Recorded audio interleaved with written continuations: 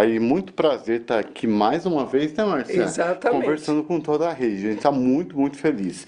E Soraya também está junto com a gente, olhando para a carinha dela aqui, que a gente está toda hora em conversa sobre tudo que está acontecendo. A gente está hoje, então, com a Rosana, Márcia, a Rosana de Libras, que vai fazer a Libras.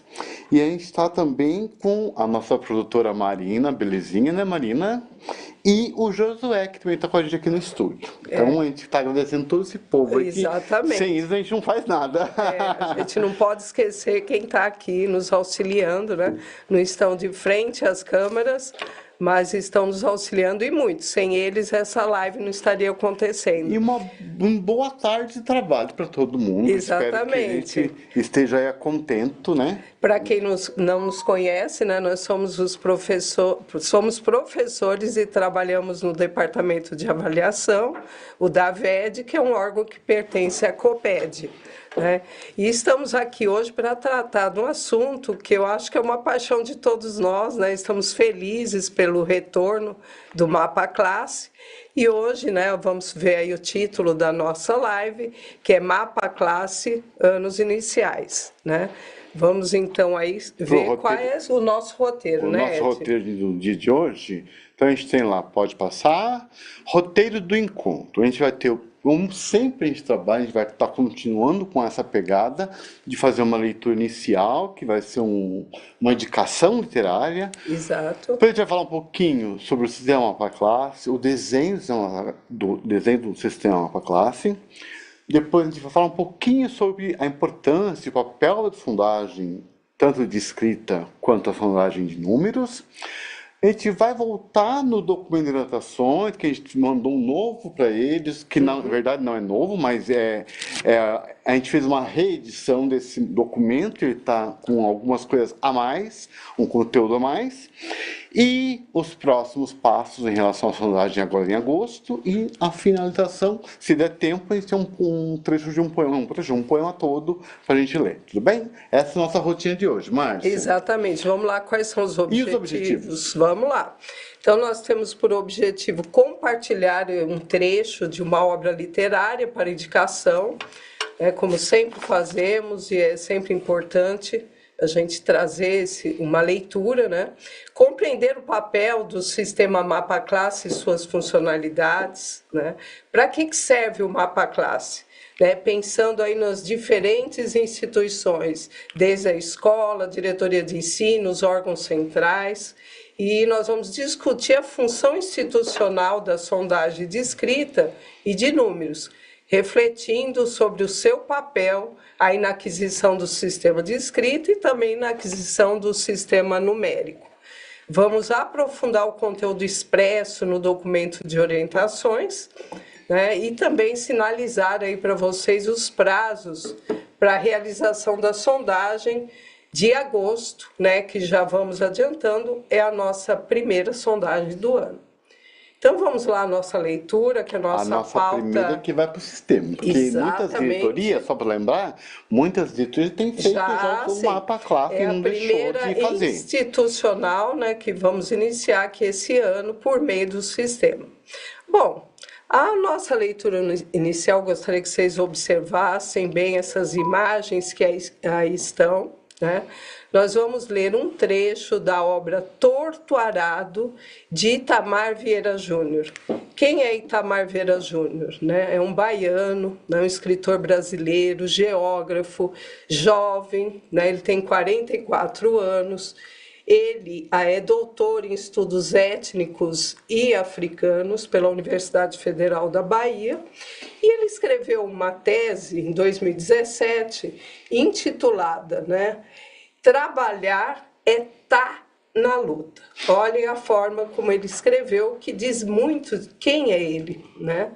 E esse jovem, ele escreveu essa obra Torto Arado, que ganhou inúmeros prêmios, né? Tanto do Leia, Jabuti, o Resistência e Liberdade, é um prêmio francês famoso, e essa obra foi publicada em 2019 em São Paulo, né? E ela se tornou assim bastante famosa no mundo inteiro pela tratativa dela das questões, dos quilombolas Ele, na sua tese de doutorado, ele fez uma pesquisa na Chapada Diamantina, na Bahia, né? E a partir dessa pesquisa dele, junto aos quilombolas, nasceu essa obra.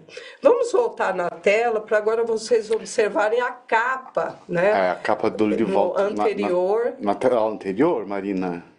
Que nós vamos ver a Isso. capa, aí observem, né?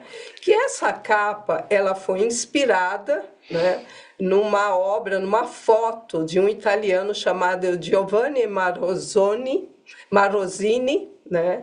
E que virou moda, né, nas redes. E vocês observem que são duas mulheres negras, né? Elas são de camaronesas, né? E elas estão segurando aí dois facões, né? E estão de mãos dadas, né? Mostrando com um rosto bastante imponente, né? Mostrando a força, né, da mulher negra, trabalhadora, pobre. E uma artista, né, bastante conhecida, a Linoca Souza, ela retratou essa obra, fez uma releitura da obra desse italiano, Giovanni Marrossini, e criou a capa do livro do Itamar Vieira Júnior, que são duas mulheres da região da Chapada Diamantina, retratando, né? E também as duas personagens da obra, que é a Bibiana e a Belonísia, né? Que elas são, vamos dizer assim, as narradoras, né, de parte dessa obra, e que o Ed vai ler um trecho dessa obra, e vocês observam que no lugar dos facões, elas têm nas mãos duas como se fossem palmas, né? Como se fosse a espada, né? Que chamam de Santa Bárbara, representando não só a questão cultural, né? E questão de usos e costumes dos povos africanos. Eu só queria botar na tela novamente a capa do livro com a imagem, que eu acho linda essa capa do livro.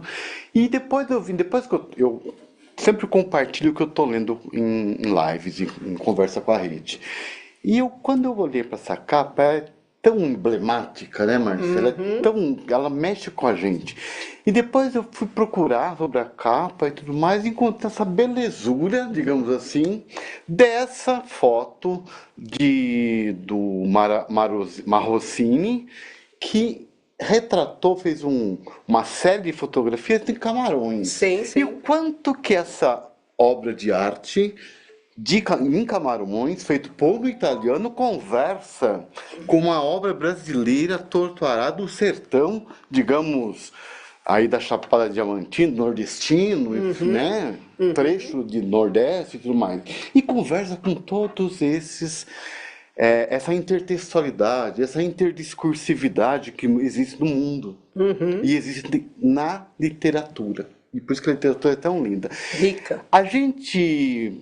Eu escolhi, na verdade, Marcelo, um trechinho que é da parte 1 do livro. O livro é dividido em 3 partes.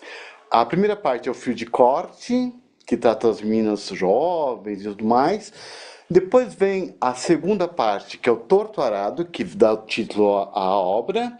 E a terceira parte, que é Rio de Sangue. Tá? Eu não terminei o livro, vou começar a terceira parte agora, Rio de Sangue. Estou assim... envolvido tanto com a narrativa, que eu acho que o Itamar trouxe isso muito para mim e para todo mundo que lê. Fala de mim, fala de pessoas com quem eu convivi na minha infância, que eu também fui da roça, né, Márcia? Então, tudo aquilo é muito próximo da minha vivência, das minhas experiências, da minha narrativa também. Então, vamos lá, vamos para o próximo, para trazer o trechinho. E ao fio de corte, capítulo 11, a página 66. Eu acho lindo demais quando trata de escola, Márcia. Esse trecho trata de escola de uma coisa maravilhosa. Inclusive, no princípio, o prefeito sugeriu uma solução menos trabalhosa.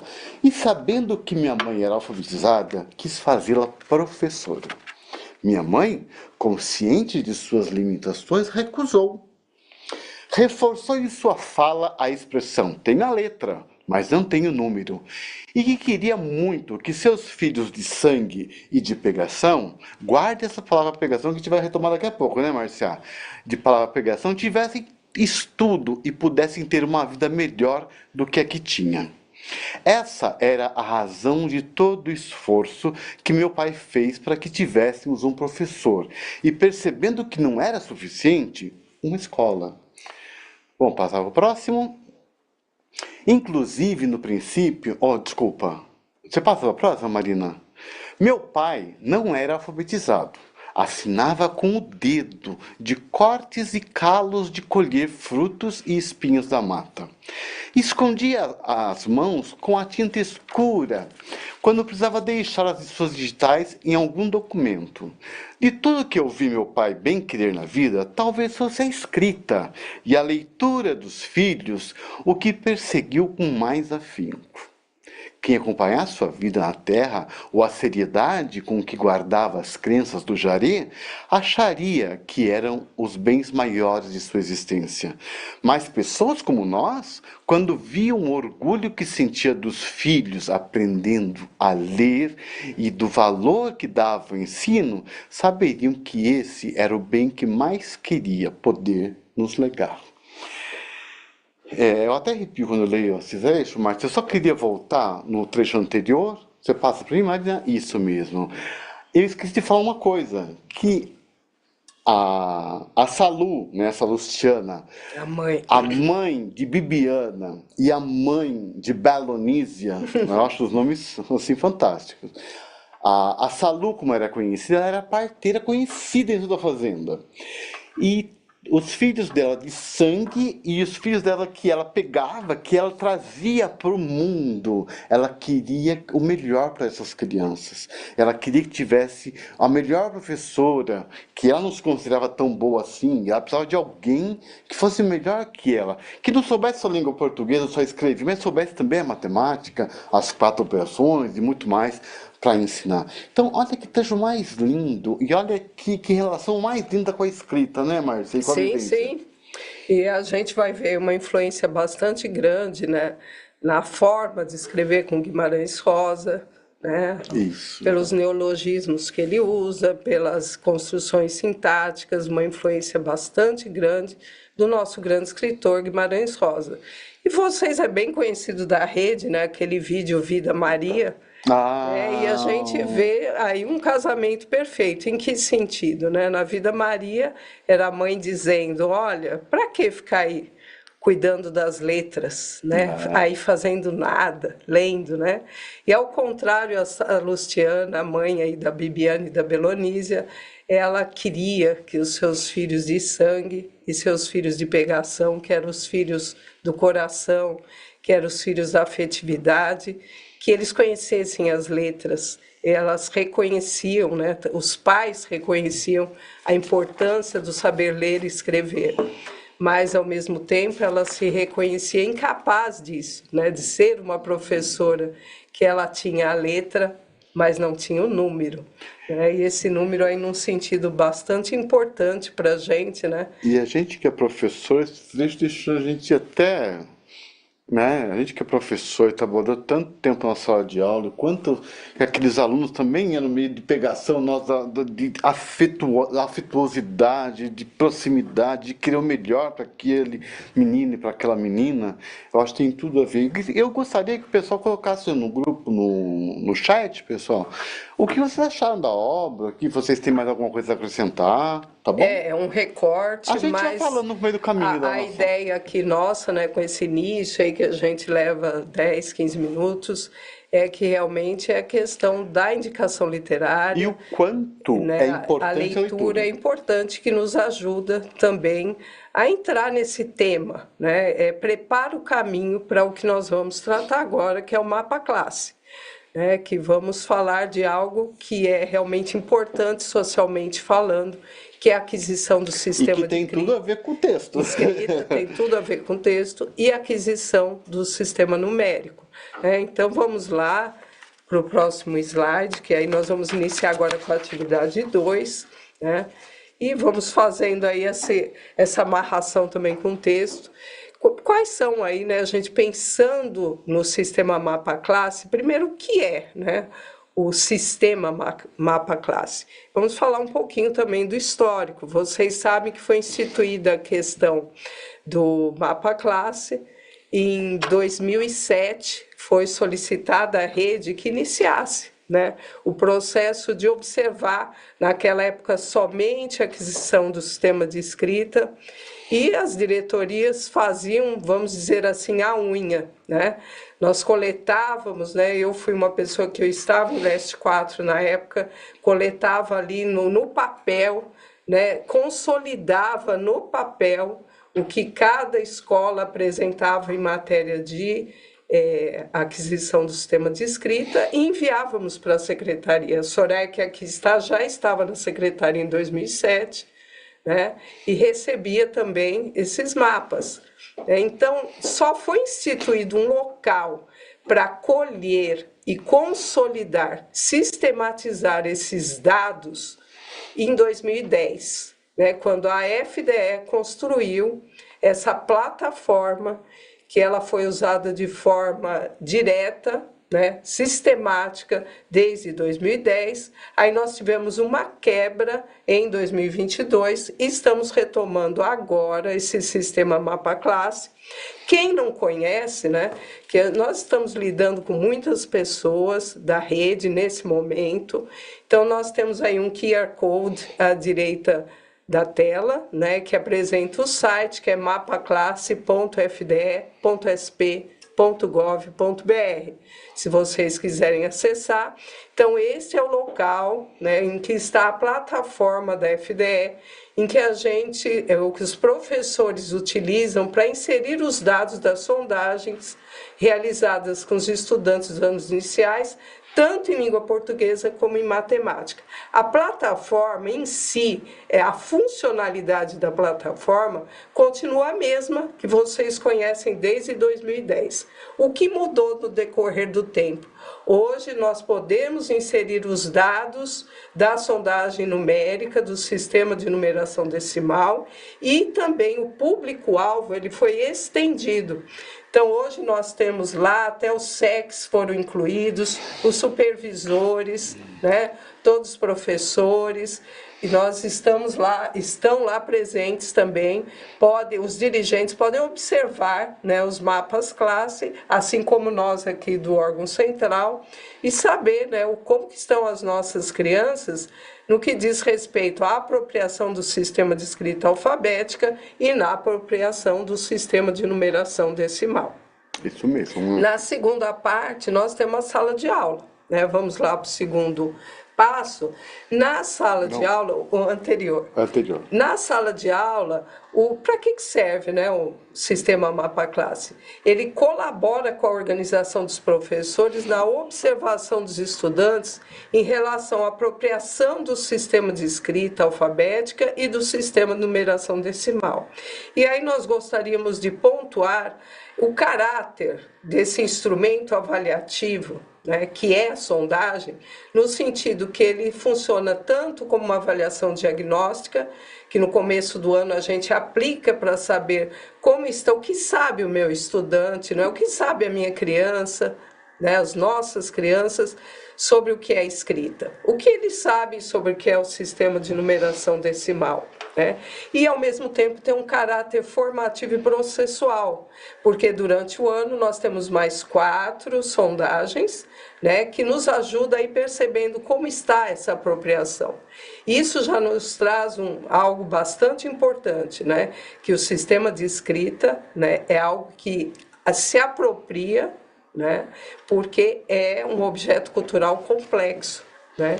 Então há uma questão da apropriação da criança desses dois sistemas. E eu sempre falo isso lá, a gente sempre fala isso lá, Sim. Que o quanto é difícil a criança chegar na escola e ela tem que compreender, desbravar, desmembrar e saber usar tanto o sistema de escrita alfabética, que é extremamente complexo, Sim. e outro sistema que é o numérico, que também é complexo. Então, assim, a gente tem que ter o maior respeito por essa criança, que são dois sistemas que não são fáceis. Não são fáceis. E nós vamos falar bastante disso hoje. E, finalmente, aí nesse slide, nós temos a escola, né? O mapa ele vai colaborar com o acompanhamento aí da aprendizagem das turmas e na organização de ações para a recuperação dos estudantes, né? Que nós sabemos aonde nós queremos chegar. Nós sabemos que nós queremos que as crianças se apropriem de forma assim bastante consolidada, tanto da escrita quanto do sistema numérico. E a escola sabendo, né, o que a criança já sabe e o que ela precisa aprender, fica muito mais fácil ela organizar os espaços e os tempos escolares em prol da aprendizagem desse estudante, né? O que sabe o meu aluno que está ali na hipótese de escrita pré-silábica, o que ele precisa aprender, né? Então, a partir da consolidação desses dados, da análise qualitativa desses dados, é que eles vão conseguir aí reorganizar, né, os espaços-tempos da escola, por exemplo, reorganizando agrupamentos produtivos, que é tão conhecido de vocês, para que ocorra essa aprendizagem. Tá? Vamos lá no próximo slide. Antes de ir pode ir para o próximo slide, mas eu quero falar, Márcia. Não, por favor. Quero falar muito. Porque, assim, muita gente, e é gostoso quando o professor escreve, que daí eu vou me identificando e vou me colocando na situação desse afeto que tem com os alunos, os ex-alunos, os futuros alunos. Então, assim, eu fico muito... Eu li tanta coisa gostosa aqui, pessoal, tanta coisa que eu queria compartilhar todos, mas não vou poder compartilhar. Mas eu li todos e todos eu fiquei muito emocionado, tá? Parabéns, acho que a obra traz isso, ela conecta a gente com esse mundo, ela conecta a gente com a realidade. Essa obra tem esse poder de conectar a gente com a realidade. E muita gente falando que vai comprar o livro. Então, gente, a gente não está ganhando nada com isso. É importante que a gente traz uma leitura que brilhe o olho das pessoas. É isso, é o nosso papel. Mas tem um outro pessoal que eu sou agitado e ansioso, você me conhece, né, Márcia? Só que eles são mais que nós dois juntos. E o que acontece? Eu quero saber, Márcia, o acesso está liberado, não está liberado, não sei o quê, um monte de coisa. Vamos tocando devagar. A gente vai tocar em todos esses assuntos hoje, né, Márcia? Sim, Vamos sim. lá? Vamos lá. Sistema Mapa Classe. Na diretoria de ensino, qual o papel do Sistema Mapa Classe? A gente tem que separar Sistema Mapa Classe do que é sondagem. Em primeiro lugar, né, Marcial? Sim. Sondagem é aquilo que o professor faz diariamente, Desculpa, diariamente não, mas está na rotina dele. É um instrumento avaliativo. É um instrumento avaliativo, assim, que está intrínseco na pele do professor. O sistema para classe é quando a gente coleta esses dados, o sistema que coleta esses dados dos professores, que vai para, a Marcela falou da escola, em nível de escola, em nível de editoria, e agora ele está falando do nível da diretoria de ensino, tá? O mapa ajuda o gestor no acompanhamento dos estudantes das escolas no que se refere à aplicação do sistema de escrita alfabética e do sistema numérico. O sistema de numeração decimal. Dessa forma, ele produz dados que direcionam, ajudam as equipes das diretorias de ensino no acompanhamento. Aquelas escolas que estão mais prioritárias, que têm alunos que estão... Muitos alunos em processo inicial de alfabetização, né, Marcia? Muitos alunos em processo inicial de aquisição do sistema numérico. Eu vou pensar na formação diferenciada, mais próxima, mais para aquele grupinho de escolas, para aquele grupinho de professores. E dos órgãos centrais, mas que nos órgãos centrais é a gente aqui. O MAUA colabora acompanhando dessas aprendizagens em nível estadual. Dessa forma, a equipe acompanha as diretorias de ensino. A gente fica muito de olho nas diretorias de ensino. O que a diretoria faz com a escola? A gente faz com a diretoria, na verdade.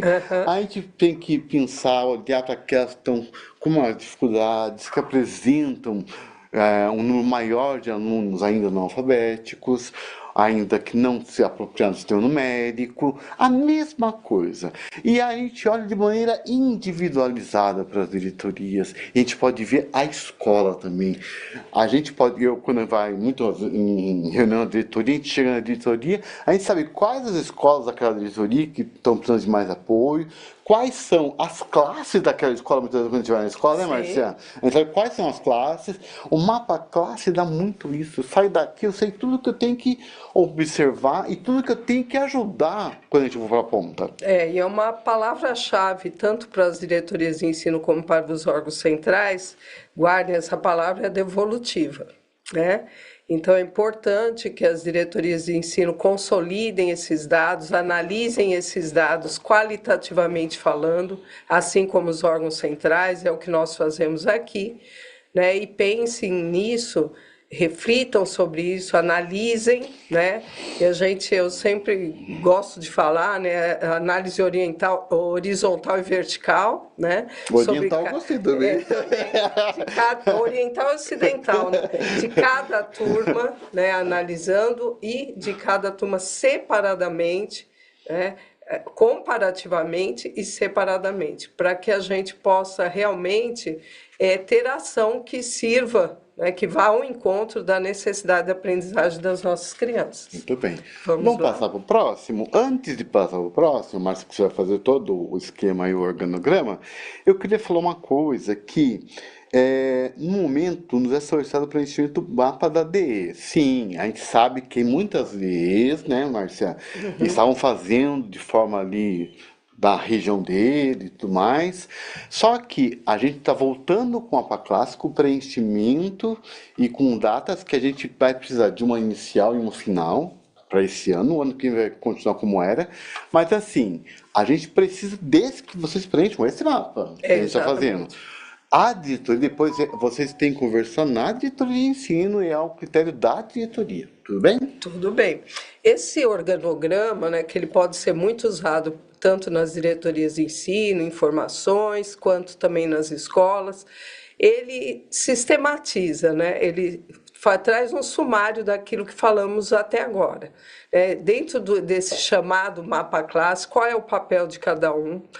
Retomando ali, o aluno realiza a sondagem, ao professor cabe na sala de aula não somente realizar a sondagem e alimentar o sistema mapa classe, mas juntamente com seus pares, pensar em ações, né? Organizar situações didáticas significativas para que as crianças avancem em suas hipóteses.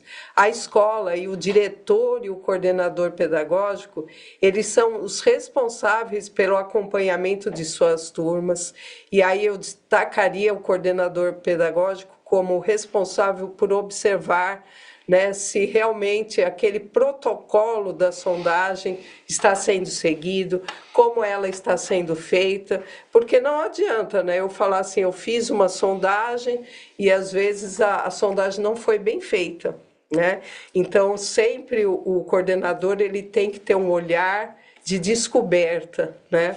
Um olhar para pensar assim, será que esses dados são fidedignos, né? E eu só vou saber se os dados são fidedignos se eu observar a forma como foi realizada essa sondagem, se seguir um protocolo, se seguir um passo a passo. Quanto às diretorias de ensino, né, o PEC, o SEC, o supervisor, o dirigente regional de ensino, eles são os responsáveis pelo acompanhamento e aí o monitoramento em nível regional, né? Então, isso é só nós estamos sistematizando aquilo que falamos até agora, que são eles, né, nas diretorias de ensino, que eles vão conseguir acompanhar as escolas, comparar dados, dar uma devolutiva, fazer uma análise qualitativa. Vocês percebam que nós estamos batendo nessa tecla da questão do qualitativo, porque você olhar o sistema, a plataforma Mapa Classe por si, ela nos oferece dados numéricos. Existe X alunos com hipótese de escrita silábica com valor sonoro. Mas o que isso quer dizer qualitativamente? Tanto no que representa o que os alunos sabem, sobre como eu trato esses estudantes e como eu organizo os espaços-tempos da escola e da sala de aula para que eles avancem. Então, é muito importante a gente ter essa consciência que eles nos oferecem ali dados frios, numéricos, mas que a análise parte de nós, tanto da escola com seus Qualificar gestores, esses dados. qualificar esses dados, quanto à diretoria e, finalmente, aí também os órgãos centrais, que a COPED, aí, falando aí o da VED, né, o responsável pelo acompanhamento e monitoramento desse sistema em nível estadual. E nós acompanhamos as ações das diretorias de ensino e, na medida do possível, realizamos intervenções.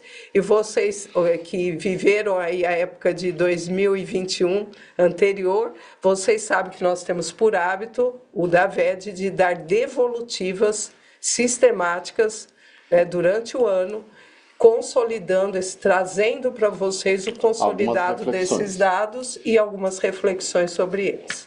Então, vamos ao próximo slide. Próximo slide. Antes de ir para o próximo slide, pessoal, eu só queria... Eles estão perguntando como que faz a inscrição, como faz isso aqui. A gente vai tratar isso, pessoal, mas eu só queria falar para vocês o seguinte. O sistema para classe está fechado. Ele vai retomar a partir do dia 14 de agosto. Nós vamos falar do cronograma. É isso, a gente vai falar do cronograma, mas eles são tão ansiosos que eu fico ansioso também, Márcia. Entendeu? Então, assim, tá fechado, então não tem como fazer inscrição de ninguém, porque a gente tá fazendo inscrição da diretoria agora ainda, né? Sim. Mas tá fechado para todo mundo, até pra gente. Pra mim e pra Márcia tá fechado. Sim. Então ninguém tá com acesso a uma classe, a não ser se tem aquela estação antiga, não consegue fazer nada. Vai dar que tá com problema, né? Sim. Então é isso, pessoal. Então não vamos criar pânico, não vamos ficar tão ansiosos, tá bom? E vamos continuar a nossa live. Vamos lá. Nós vamos ler um trecho agora alguma reflexão, são 2 slides só, né, sobre a Magda Soares. Né? Isso mesmo. É um trechinho do texto da Magda Soares e que vai falar pra gente um pouquinho sobre alfabetização e letramento, né, Márcia? Sim. A partir de meados dos anos 80, isso é história. Quando as crescentes demandas sociais, tanto de leitura quanto de escrita, em sociedades grafocêntricas como a nossa, que é centrado na escrita e na palavra escrita, como são quase todas as sociedades modernas, evidenciaram a insuficiência de apenas saber ler e escrever. Em decorrência da necessidade de que ampliasse o conceito de alfabetização. Não bastava ser somente aprender a escrever quando a gente era jovem, eu quando era criança lá no sítio, né? A pessoa tinha que saber escrever o nome para ter a carta de motorista na época apenas. Parece que era uma coisa assim, na minha época era isso. Tinha que aprender a escrever para ter pelo menos a carta de motorista ou aprender ou fazer o título de leitor na época, que tinha que votar em alguém. Tinha essa também. Então o que acontece? O conceito de alfabetização, para incluir nele o saber fazer o uso competente da leitura, é isso que a escola tem o papel de fazer o uso competente tanto da leitura quanto da escrita nas situações sociais em que a língua escrita esteja presente.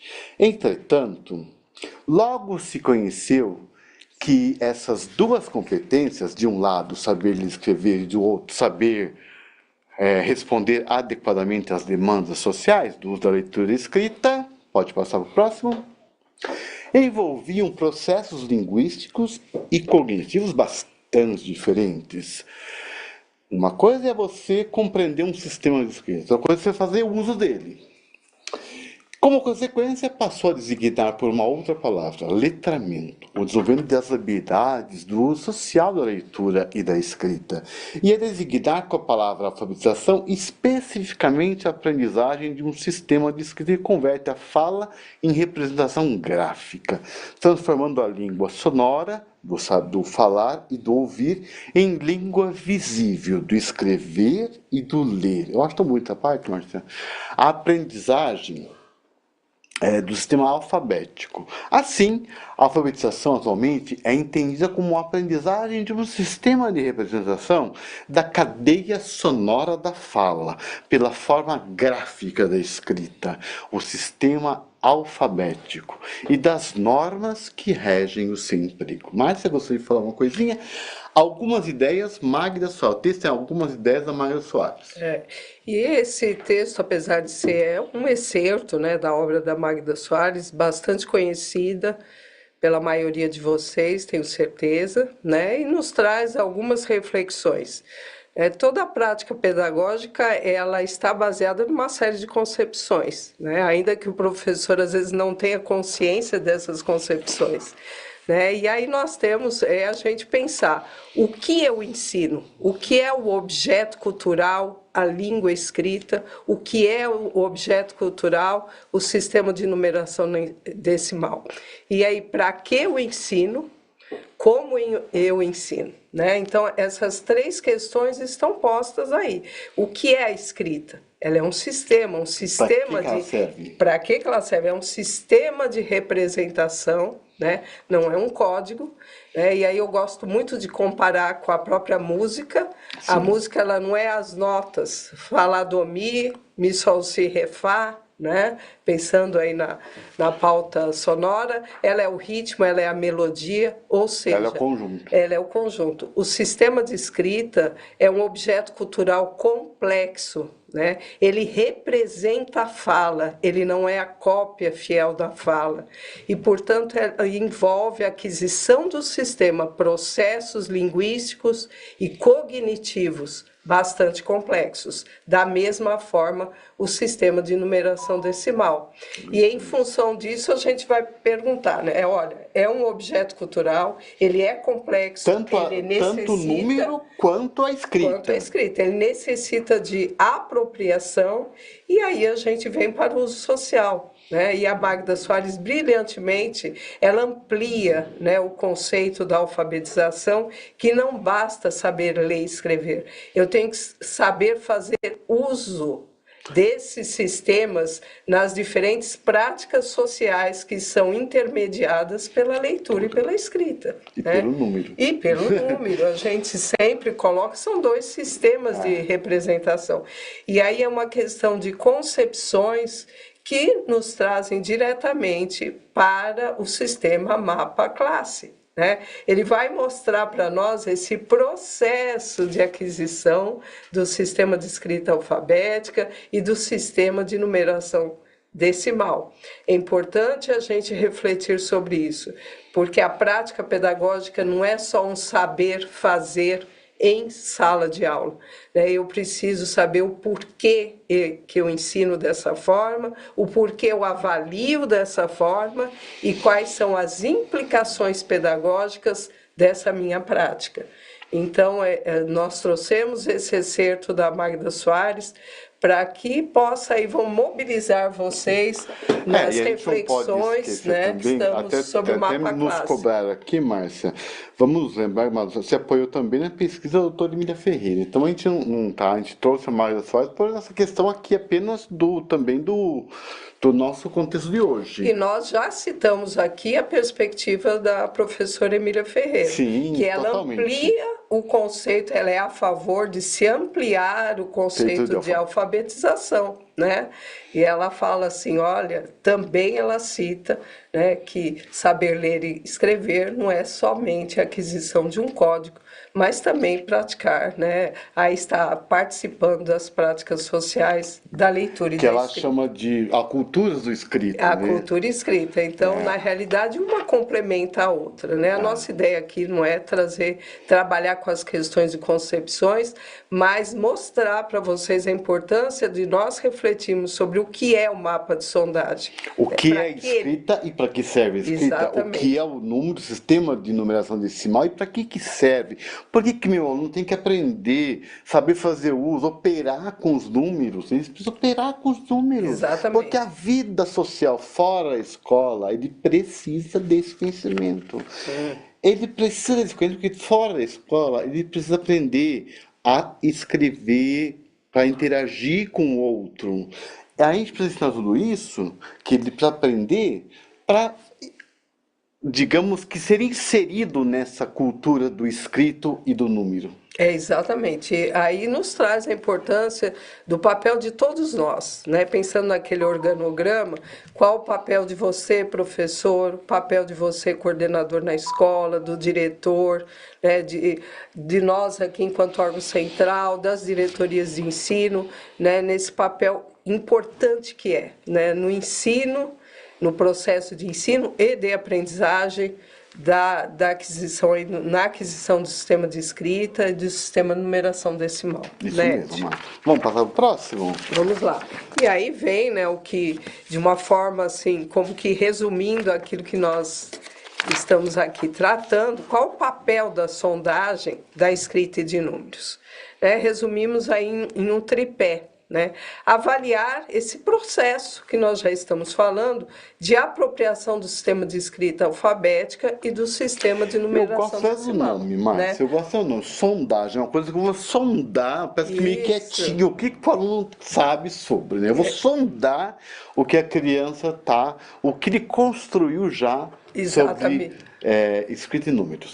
Exatamente porque a escrita e o sistema de numeração decimal são sistemas complexos que envolvem processos linguísticos e cognitivos bastante diferentes, né? Então, por isso que o mapa, né, a gente está aí no ano, nós temos 5, né? Estamos começando hoje no primeiro, agora em agosto, vocês vão ver o cronograma daqui a pouco, teremos 2 esse ano, né? 2 momentos de consolidação desse processo, mas existe, né, normalmente 5 sondagens durante o ano, porque é um processo complexo, né? Então a gente acompanha o passo a passo. Segundo, conhecer o que os estudantes sabem e o que precisam aprender sobre a escrita e o sistema numérico. Aí é uma coisa bastante importante, né? A gente fala sondagem, na realidade, em primeiro lugar, não é para saber o que eles não sabem. O carro-chefe é saber o que eles sabem, porque esse é o gancho, né? O que eles sabem para a aquisição de novos conhecimentos. É a partir deles, né, do saber fazer desse estudante, das hipóteses que eles criam sobre o que é escrita, o que é o sistema de numeração decimal, que eu consigo alavancar a aprendizagem a partir desse saber. Né? E, finalmente, para nortear as práticas pedagógicas, O trabalho do professor, e aí eu volto a falar, eu gosto muito e o trabalho, só, desculpa. vontade, E o imagina. trabalho de a gente norteia o trabalho de toda uma cadeia, na verdade, Exatamente. que é a diretoria de ensino, a escola, a diretoria e os órgãos centrais. E pensando aí que o que é o professor, né? Ele é um organizador de situações didáticas significativas, que façam sentido para o seu aluno, que façam sentido para aquela escola, aquela comunidade em que ele está, para que auxilie o estudante a evoluir na sua aprendizagem. Então, ele organiza, não é só a escola, é o professor também no seu espaço da sala de aula, ele organiza os seus espaços e tempos por meio de rotinas e por meio de diferentes organizações, que a gente pensa lá desde uma roda de conversa até em agrupamentos produtivos, que levem os seus alunos a avançar nas suas hipóteses de escrita e hipóteses também do sistema numérico. Né? Vamos lá para o próximo, Ed. Bom, agora vamos entrar, por favor, aí o no documento, a Kairinha ficou. Eu quero agradecer as diretorias. Está no Sim. documento que mandaram fotos dos estudantes pra gente, tá? Eu não vou lembrar de cabeça, porque eu não marquei o nome das diretorias, porque só de todos eu não quero deixar uma de fora, pelo menos. Mas eu quero agradecer aqui. Injustos, né? Ser injusto, que eu não falei de algum. Mas quem tá do outro lado aí e mandou foto, sabendo, né? Sabe que eu tô agradecendo de coração que mandaram as fotos. Esse daqui é o documento, a versão 2024, elaborado pela equipe nossa de anos iniciais do departamento, eu, Marcinho e Soraya. Mas tem a colaboração de todas as diretorias de ensino, porque esse documento foi para análise, apreciação em 2022, lembra, no começo de 2022, se não me falha a memória. E a gente fez um documento preliminar.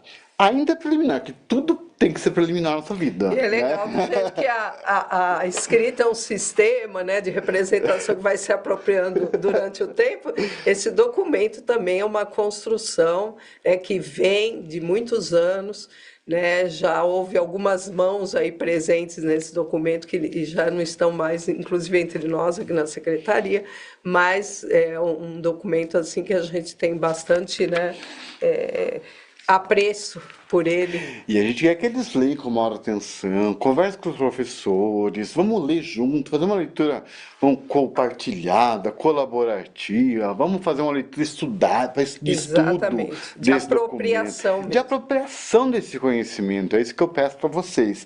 E olha só, tem a Ana Lídia, eu só tenho que falar que ela falou, colocou aqui. Nossa escola, professora Hélia Aparecida Carlos de Urânia, está com foto nesse novo documento. E, Parabéns. parabéns, tá? E as outras também, se quiserem botar aí, pode botar também o Pode nome, tá? colocar que a gente dá o nome.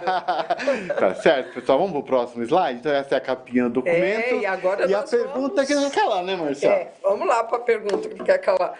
Nós gostaríamos que vocês colocassem aí no chat, né?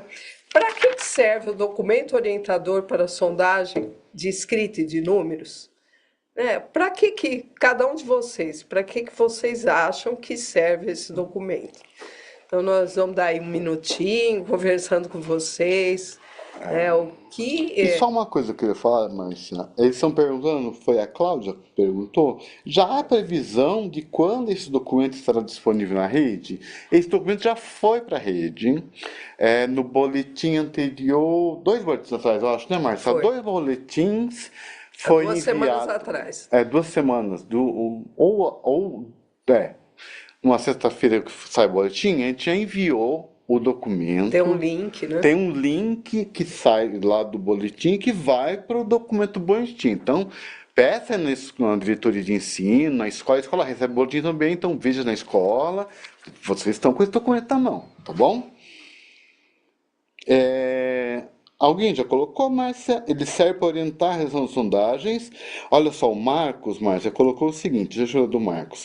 Colaborar com o trabalho em sala de aula e nas reflexões no que se refere à interpretação das ideias. É isso mesmo, Marcos. A das ideias dos estudantes em processo de aquisição da base alfabética e dos números. Parabéns, E né? não é só o Marcos, vários colocaram sobre Parabéns. isso, tá? Então, parabéns, é isso mesmo, o documento é para isso, é para esclarecer. Tem dúvidas? Vamos recorrer ao documento? Estou em dúvida na escrita daquela criança. Como será que no documento, vamos olhar para o documento, onde que ele vai se encaixar, né? Sim. Então, é para esse fim o documento, é para estudo e para apropriação de como as crianças, quais são as ideias, como o Marcos falou, que as crianças fazem em relação ao sistema numérico e ao sistema alfabético. Ele lança a luz, e quando a gente pensa um documento orientador para a sondagem, ele vai orientar desde o antes da sondagem, durante a sondagem e o depois da sondagem. Não é só uma questão procedimental, né? Vai para além, né? Lança a luz sobre o que realmente a criança sabe, né? E o que a gente pode extrair de conhecimento para modificação de prática, organização de recuperação, etc. Mais alguma participação? Tem vários. Tu coloca muita coisa e escreve demais, Márcia. É ótimo. Escreve demais, eu não acompanho. Daí, ó, a Andiara colocou o seguinte: o documento é para estudo e orienta. Ele é de estudo e também um documento orientador. Um bom modelo que subsidia o processo de realização da sondagem e a análise dos saberes dos alunos. Beijão, Andiara. Conheço a Andiara, ela é de. Me fugiu a diretoria agora. Ela É da região lá de Iguape. Então... Tá bom? Registro. Lembrei, Yara. Registro. Tá bom? Vamos então para a próxima, Márcia? Vamos para a próxima, que aí nós vamos tratar agora sobre a lista de números. É qualquer número que a gente pode digitar?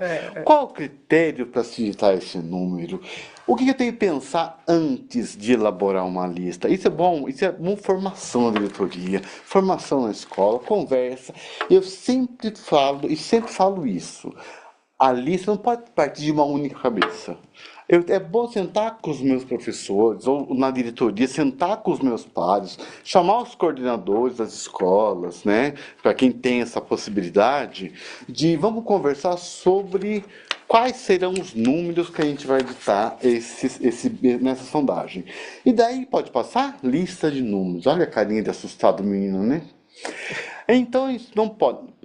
Para contemplar uma boa lista de números, tem que ter aquele número que a gente chama de nó, que são aqueles números dezenas, centenas, milhares, dezenas de milhares cheios ou redondos, como dizem, né, no popular, digamos assim. Que tem que ter, assim, dependendo da idade da criança, da série que ela está, 10, 20, 30, 100, 200, 1000, 2000, for maiorzinho, for quarto, quinto ano, já vou dar 30 mil, 50 mil, 70 mil e assim por diante, tá bom? Que é os números nossos. Por que que a gente dita isso? É isso que eu tenho que explicar para vocês também. Porque as crianças têm mais. Eles se apropriam, digamos, primeiro dos números nós e depois eles vão completando, digamos assim, com os demais algarismos que vão faltar. Tá? Então, eles compreendem esses números cheios. Primeiro eles compreendem os 10, o 20, o 30, a dezena, a centena, o milhar cheio. Para depois ir compreendendo, tá, igual a criança faz com a escrita, Márcia. Sim. Para depois aí olhar para dentro da escrita, primeiro ela vai para a letra inicial ou a letra final e vai reconhecendo essas partes para depois ir para as partes mais do meio da palavra. E a mesma coisa acontece com o número. Então ele conhece primeiro o andaime, digamos assim, para depois de preencher com os tijolinhos. Números transparentes. O que a gente chama de número transparente? Transparente, quando eu falo número, eu falo todos os números que fazem parte dele. Por exemplo, 83. A criança vê na cabecinha dele lá o 80 e o 3. Até por isso ele se escreve 80 mais o 3, né? Quando ele se apoia na fala. Porque a fala, ela expressa e você enxerga o número na frente. O 80, o 3, né? 95. 237. Então, isso a gente chama de números transparentes. Depois a gente vai para os números que são aqueles chamados de números opacos, que é o contrário, na verdade, do transparente, né, Márcia?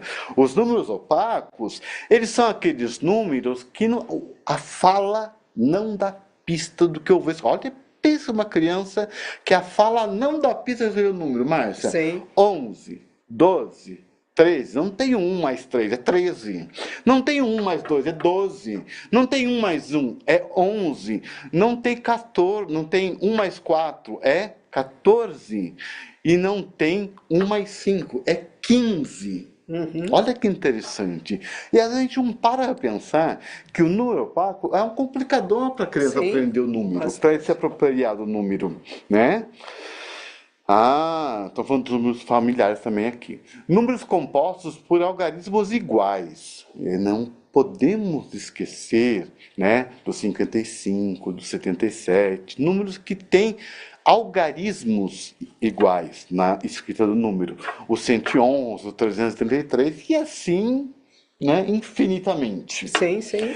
Os números que aprendem a zero intercalado. Eu quero chamar a atenção para o zero intercalado, que é um complicador gigante para a criança. E às vezes ela vai para o quarto, quinto ano, quem está aí é da escola e está com sala de aula, já teve muito na sala de aula, sabe quanto a criança tem dificuldade para compreender o zero intercalado na escrita numérica. Quanto tem a gente teve dificuldade. Nós tivemos dificuldade em compreender esse zero intercalado. Então, ele precisa ter. O primeiro ano, a gente pede para não colocar no primeiro ano que ele mais assusta a criança do que ajuda a compreender o que a criança escreve, dependendo do contexto. Então, a partir do segundo ano, a gente já coloca o segundo, terceiro ano, a gente já pode colocar um número pequeno, de 309, 308, 207, por exemplo, para compor a lista. Porque a criança, quando está recentemente se apropriando do sistema, É um conhecimento que vai depois que ela tem que se apropriar primeiro dos que não tem zero, né? Dos algarismos que não, da parte do que não tem zero, não é composto pelo zero intercalado.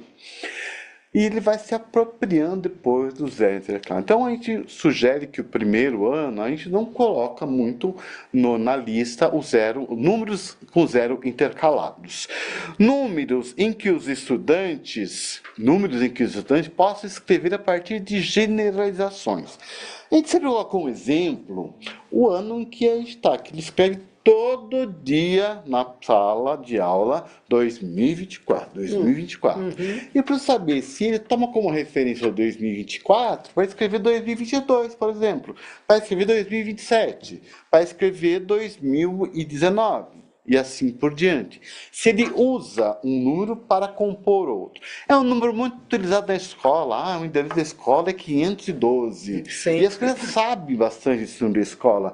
Vamos digitar 515, 507 ou 512 e assim por diante, para que tenha essa familiaridade com esses números.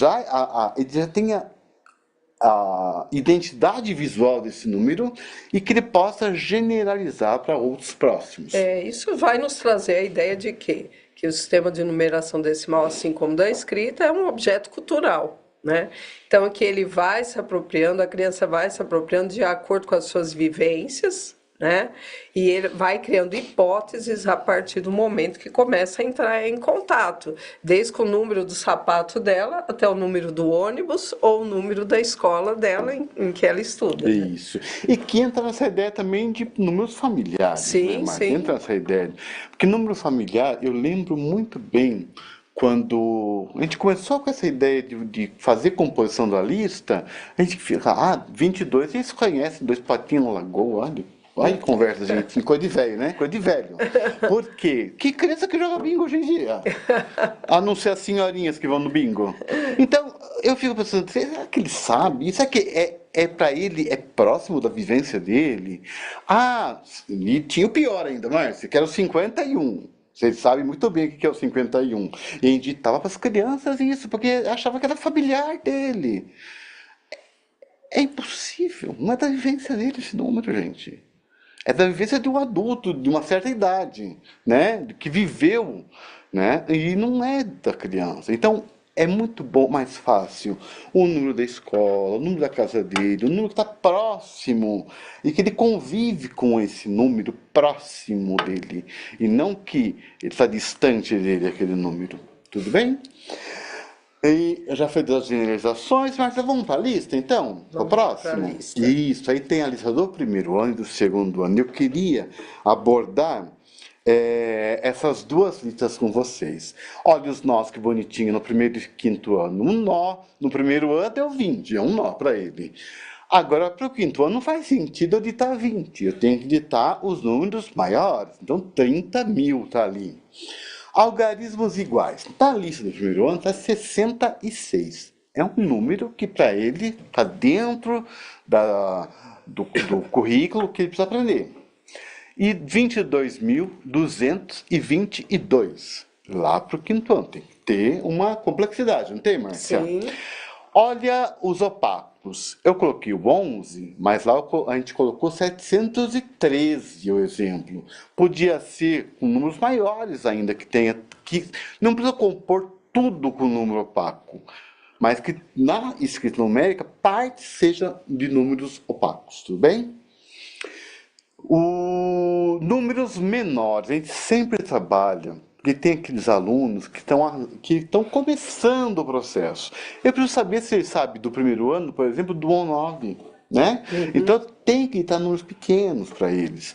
Ou, por exemplo, no quinto ano, eu preciso saber se ele sabe números de compostos de dois algarismos. Tá? Então é importante eu saber disso. O 300 e o 7001, que é o composto... Não, o 300 não, o 7001, desculpa. Números intercalados. Na primeira não tem o número intercalado, tem no quinto, tá, pessoal? Só para deixar claro. E o zero intercalado, tá o 7001 aí, complexo também para as crianças. Ainda mais que passa por unidade, dezenas e centenas de milhar.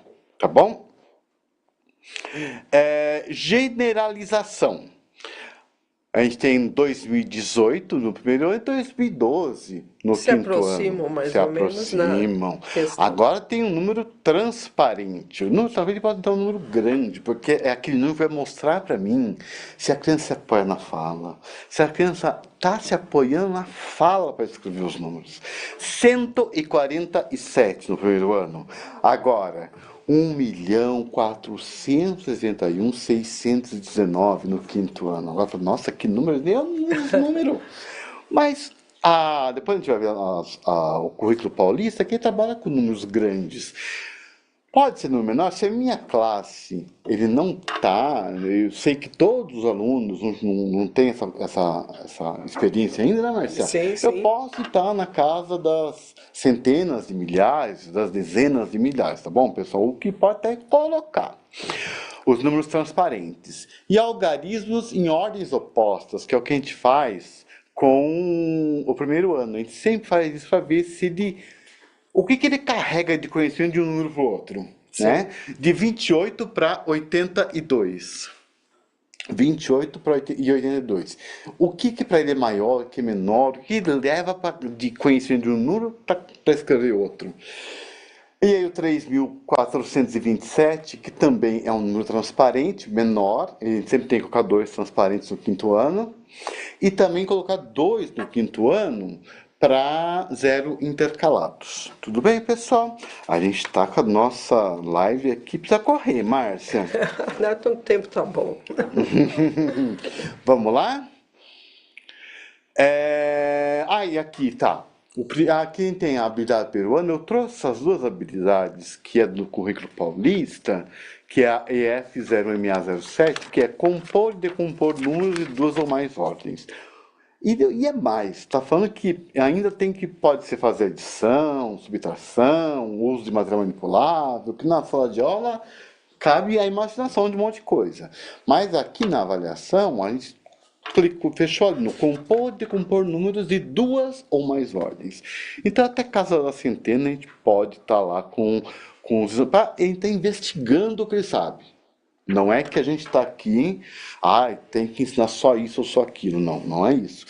Eu investigo se eles sabem alguma coisa. Porque tem aqueles alunos que já aprenderam em casa. Sim. A gente sabe disso. Eu lembro quando eu entrei na sala de aula, o primeiro dia, que eu fui alfabetizado pela minha mãe, Belezinha, e ela fazia eu escrever número o dia inteiro.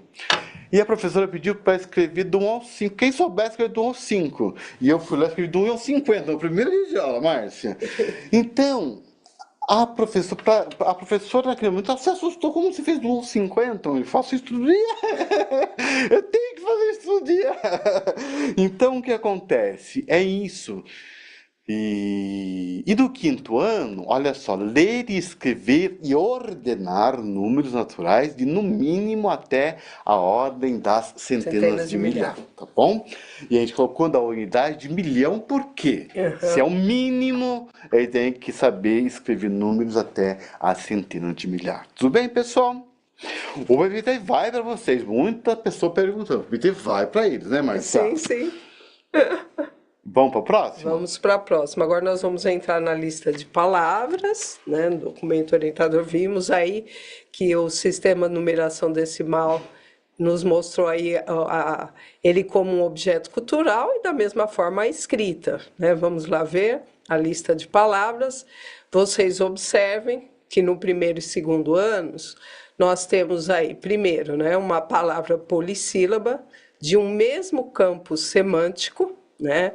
Aí para tanto primeiro, segundo, terceiro e quarto como quinto, né? Nós temos o campo semântico do brinquedo, porque isso traz um sentido maior para a criança quando você escolhe de um mesmo campo semântico.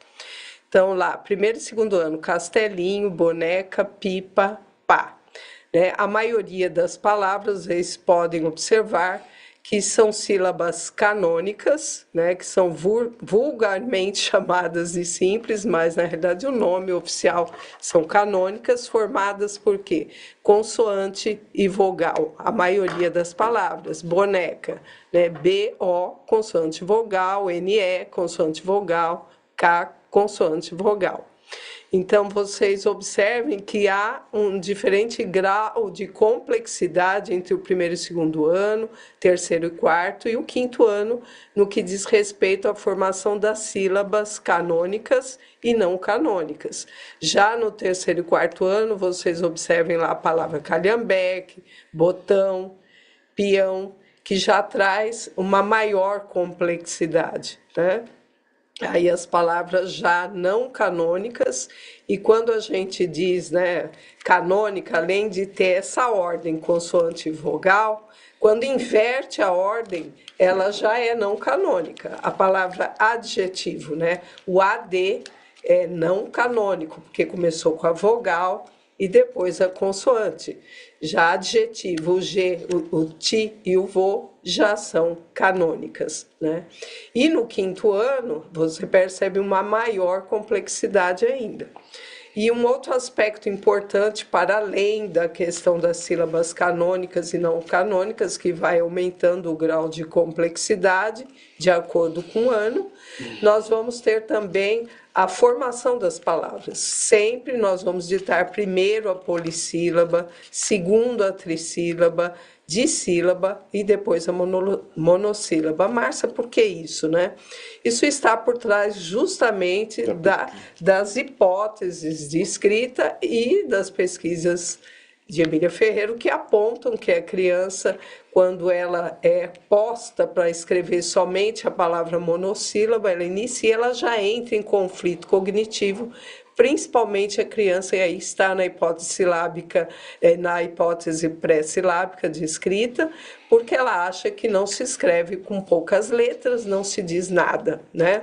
Então, nós temos que prestar atenção que por trás daquilo que parece ser simplesmente procedimental, existe toda uma concepção, existe todo um estudo de como a criança adquire, se apropria do sistema de escrita. E, finalmente, a gente pede aí para que se dite uma frase. E qual é essa frase? Ela tem que ter uma das palavras que foram ditadas nessa lista de palavras. Observem aí, primeiro e segundos anos, Marcela gosta de lavar a boneca, né? Que a palavra boneca foi a palavra trissílaba, foi ditada em segundo lugar na lista de palavras. Na segunda, Augusto gosta de brincar de peteca, peteca também foi a segunda palavra ditada. E, finalmente, Fábio gosta de brincar de peão, e peão foi a última palavra ditada aí na lista de palavras do quinto ano.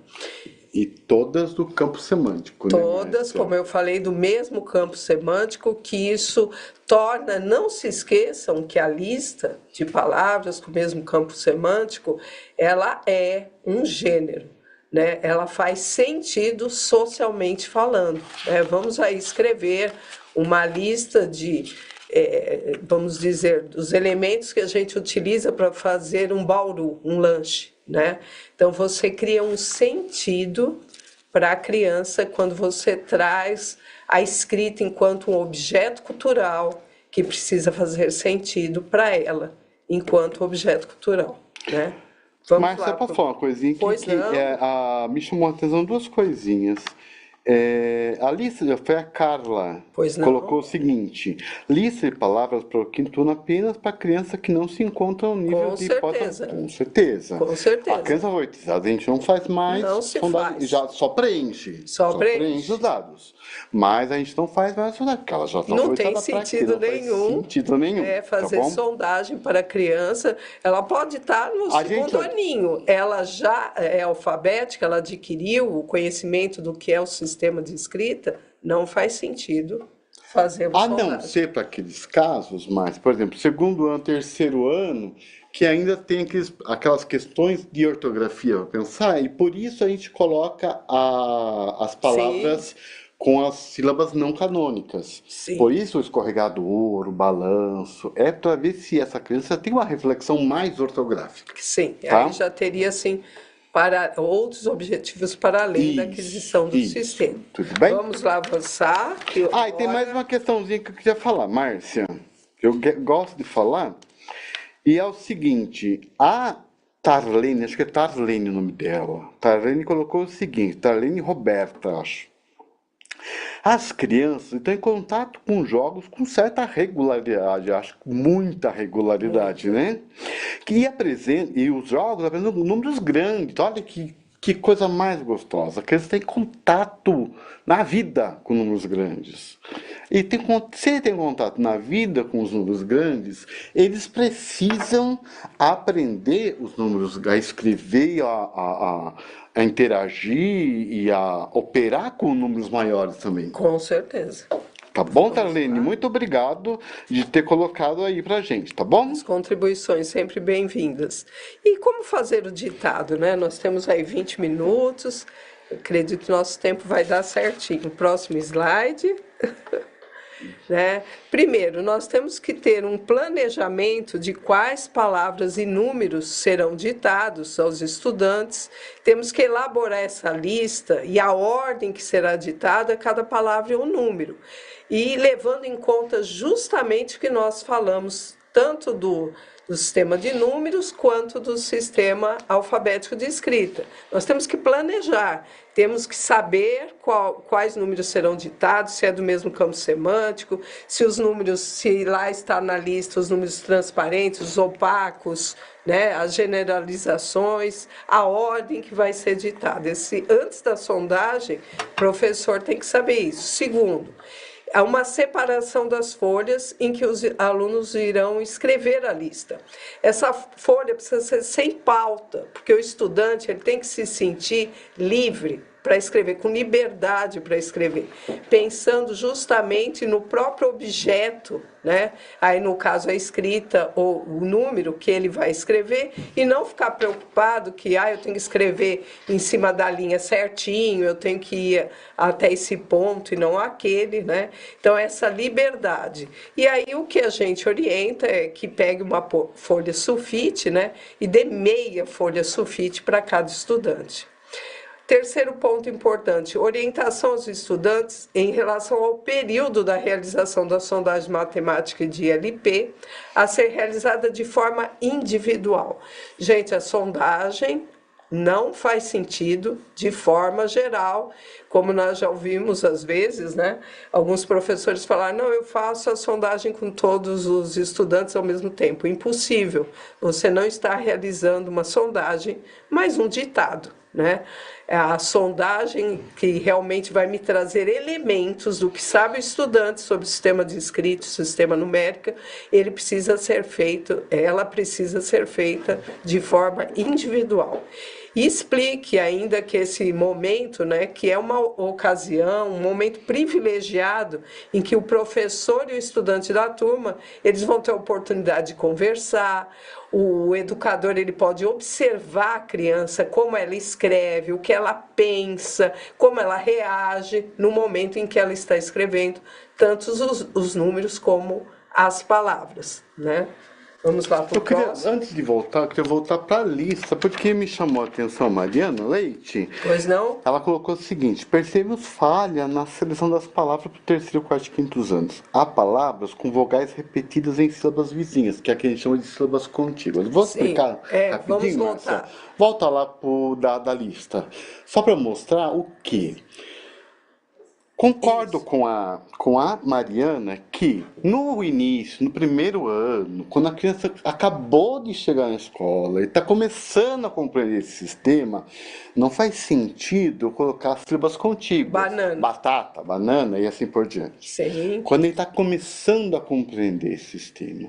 Mas terceiro, quarto, quinto ano é o mesmo caso do zero intercalado no número. Eu preciso que ele compreenda também e que não seja um problema isso para ele. Exatamente. Que não seja um problema isso para ele. Tudo bem, Mariana? Então, ainda bem que você lembrou disso. Até por isso, nas listas de terceiro, quarto, quintos anos, é importante que tenha sílabas contíguas, tá? Porque é um processo a ser aprendido também. O grau de complexidade, né? É importante que se aumente o grau, porque senão a criança não sai daquilo, né?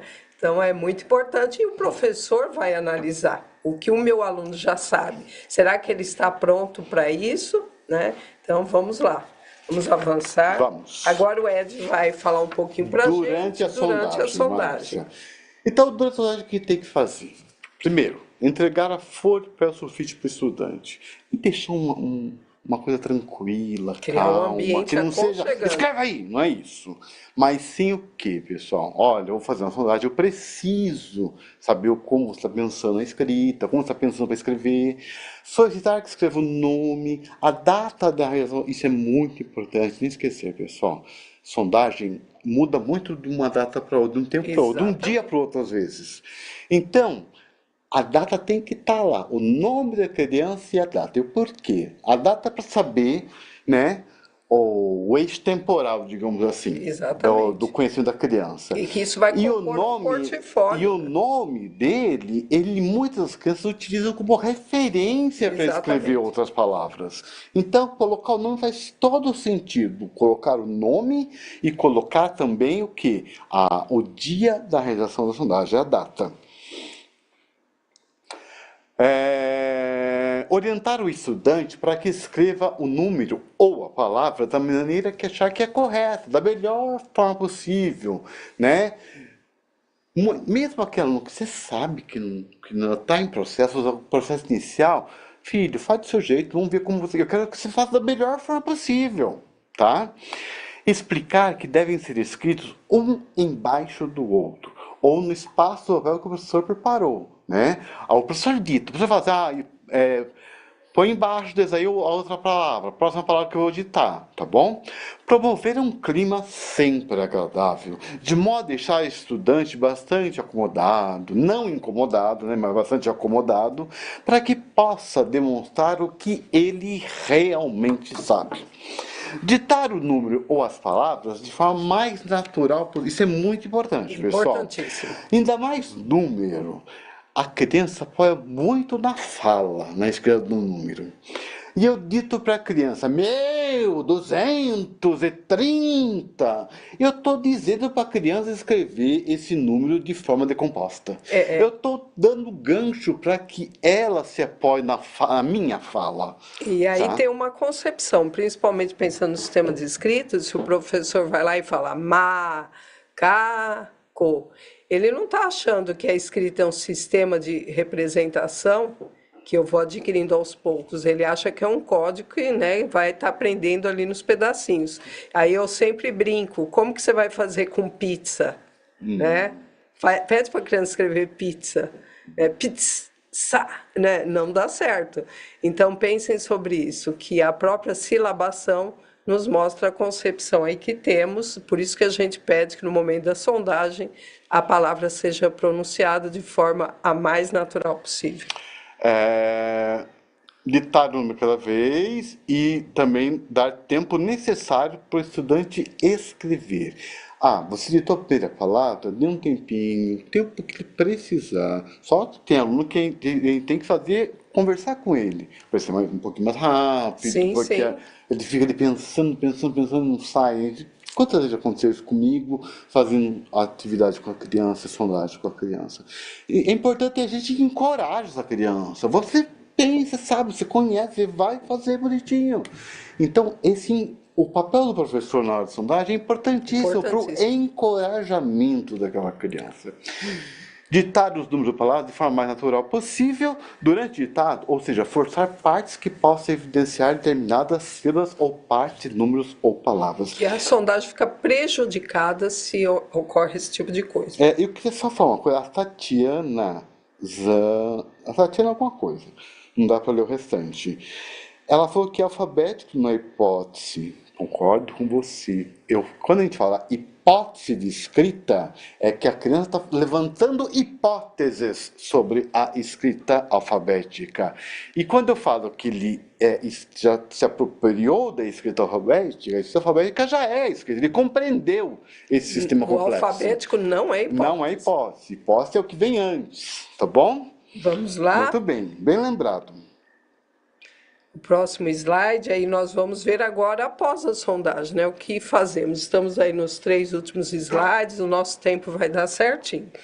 É preciso fazer uma análise, né, de cada número escrito e de palavras pelo estudante.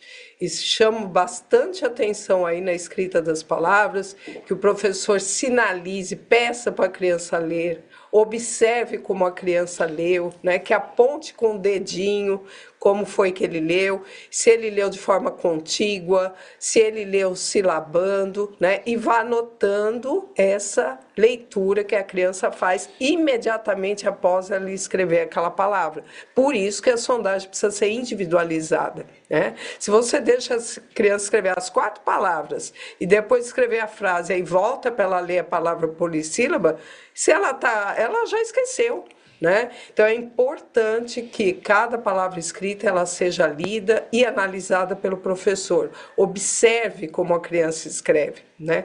E aí o Ed estava falando da importância de escrever a data, o nome da criança. Por quê? A sondagem é utilizada para elaborar um portfólio da turma, deixando espaço para colar sondagens de cada estudante, para que fique visível e próximas para facilitar a observação dos avanços.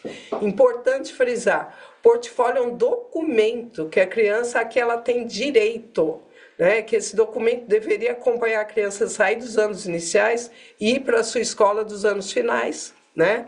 Que é um documento da criança. Inserir os dados no sistema mapa classe, considerando o período estipulado, que nós vamos já passar esse cronograma, e planejar atividades de acordo com esses níveis da escrita e do conhecimento numérico dos estudantes, considerando os agrupamentos dos estudantes e intervenções pontuais que precisam ser feitas a cada grupo. Nós temos aí 9 minutos, vamos para o cronograma, Estamos né? bonitinho, né, Márcia? Bonitinho. Dentro do horário, olha, a gente O que é raro, e a gente não está ansioso. Não tá. Para Márcio Ed, né? Aí deixando também a Mariana, que é a Soraya e o Josué mais tranquilos, né? Vamos ver quais são os nossos próximos passos, né? A primeira sondagem, por que nós estamos chamando primeira sondagem? Como o Ed já colocou aqui, é porque é a primeira sondagem desse ano que será sistematizada lá na plataforma do Mapa Classe. Então, a período de abertura, né, que alguns estavam preocupados, o início é 14 de agosto, que o sistema vai abrir, e ele vai fechar para essa primeira sondagem dia 23 de agosto, né? O período base para a realização da sondagem. A data que vai ter que pôr lá. Né? 12 de agosto a 21 de agosto, né? Que vai ser aí, o sistema abre de 14, mas a sondagem você já pode ter começado no dia 12 de agosto, certo? E importante, gente, né? Se alguém fez a sondagem no final de julho, por favor, refaça nesse momento. Não repita a sondagem que foi feita no final de julho, né? Porque as crianças avançam do dia para a noite. No piscar de olhos. No piscar de olhos. E nós precisamos dos dados mais atualizados possíveis, né? E por isso a importância de obedecer a esse período base. Período de lançamento de números de dias letivos, faltas do estudante e quantitativo de ATPC, 29 de julho a 21 de agosto de 2024. A consolidação das turmas e da escola, que é feita pela DE, né? O término será 22 de agosto. E a consolidação das diretorias regionais, 23 de agosto de 2024, que daí termina todo esse processo dentro daquele organograma que nós mostramos para vocês, né? Se alguém tiver alguma pergunta, alguma dúvida, esse cronograma, nós estamos aí, né? Vou deixar aí um pouquinho essa tela para que vocês observem, né?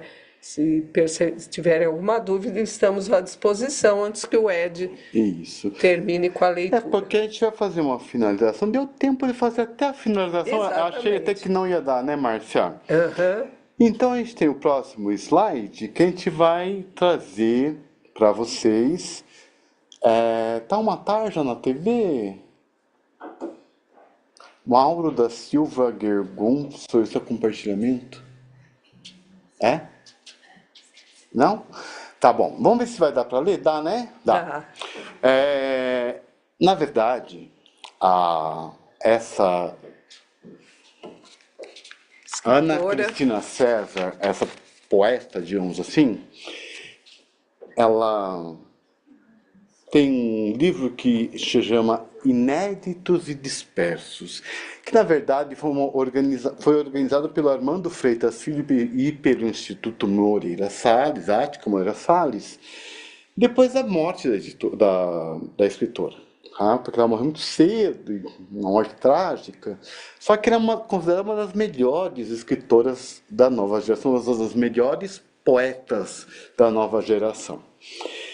Estou atrás, eu acho tão lindo esse jogo de palavras dela. Estou atrás do despojamento mais inteiro. E a gente deixa isso com isso, né? Estamos atrás do despojamento mais inteiro, da simplicidade mais erma, da palavra mais recém-nascida, do inteiro mais despojado, do ermo mais simples, do nascimento a mais da palavra. É com essas palavras que a gente se despede de vocês aqui, né, Márcia? Sim, foi um E prazer. assim, deixa eu ver se tem alguma observação deles aqui, Márcia. Eles estão perguntando da TPC para o PEI. Acho que todos os que o professor participa tem que colocar a quantidade lá, no mapa classe, tá bom, pessoal? Tudo bem? Mas eu vou saber melhor essa informação, tá? Mas a ideia é essa, tá bom? É todos os ATPCs que o professor participa. Mas eu vou conversar com a FDE e Soraya, a gente vai conversar em Márcia, e a gente vai saber essa questão, tá bom? E muito obrigado de estar aqui com vocês. Foi um prazer imenso, né, Um Márcia? privilégio, agradecer muitos abraços aqui que mandaram, né? Citando algumas, a Rita, a Gisele, e outros mais, né? Andiara, etc. É um prazer estar aqui com vocês também, muitas saudades de estar aqui, né? Que para nós é um privilégio. Esperamos nos encontrarmos aí logo, né? Falando de outras questões, auxiliando. Nossa ideia aqui é auxiliar vocês nesse processo, que não é fácil para as diretorias de ensino, para as escolas, e a gente deseja para vocês tudo de bom, bons estudos, né? E que estamos aqui para o que necessitarem. E um Márcia, grande antes de falar abraço, tchau né? ainda, que eu quero falar mais uma coisinha. Aqui teve uma pessoa que falou o seguinte, Márcia. Não estou falando da formação, que perguntou alguma coisa, deixa eu ver. Eu tô com a cabeça meio ruim, pessoal. Mas era a TPC. A data do cadastro, ou o professor, isso que eu ia falar. A base de dados, a FDE vai pegar a base de dados da secretaria. E muitas vezes o professor vai estar na sala de aula já, mas aquele professor que mudou na base, do dia da base de dados, ele vai ser feito de forma manual, e aí quem faz é o coordenador da escola. Quem faz é o coordenador da escola, do professor. Quem faz do coordenador da escola, ou seja, EAP, como que não me lembro agora o nome. Então, dos coordenadores da escola é o PEC na diretoria de ensino. E quem faz o dos PECs é a gente aqui no órgão central. Outra questão, junto a essa que perguntaram também, Márcia, é a seguinte, como que é puxado os dados do mapa classe? Lembram disso? Primeiro, o professor tem que fechar a sala dele, insere os dados, fecha a turma. Depois que fechou todas as turmas, ou todos os professores fecharam as turmas da escola, o coordenador vai lá e fecha a escola. Depois abre para a diretoria. A diretoria, olha, todas as escolas que terminaram o mapa classe, que já fecharam, consolidaram o mapa classe, aí a diretoria pode consolidar a dela. O sistema é desse jeito, olha que não pode deixar para trás as coisas. Não. E o que acontece? Pra gente aqui, enquanto todas as diretorias, a gente fica ligando para as diretorias, né, Márcia? Enquanto todas as diretorias não fecham, não consolidam, a gente não fica sossegado, a gente não dorme direito.